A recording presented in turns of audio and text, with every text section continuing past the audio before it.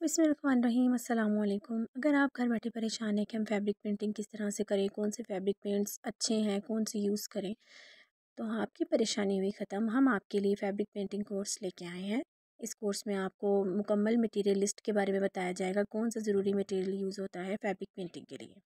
इस कोर्स में आपको लाइट फैब्रिक और डार्क फैब्रिक पे दोनों पे ट्रेस करना बताया जाएगा, किस तरीके से हम ट्रेस कर सकते हैं। जिसकी ड्राइंग अच्छी है वो भी, और जिसकी ड्राइंग अच्छी नहीं है वो भी किस तरीके से ट्रेस फैब्रिक पे कर सके। लाइट फैब्रिक और डार्क फैब्रिक का गाइड किया जाएगा कि किस तरीके से इस पर ट्रेस करते हैं और पेंटिंग करते हैं। इस कोर्स में आपको सिल्क, शिफॉन और इन पे किस तरीके से सिल्क पेंट यूज़ होता है और किस टेक्निक से हम पेंट करते हैं वो सिखाया जाएगा।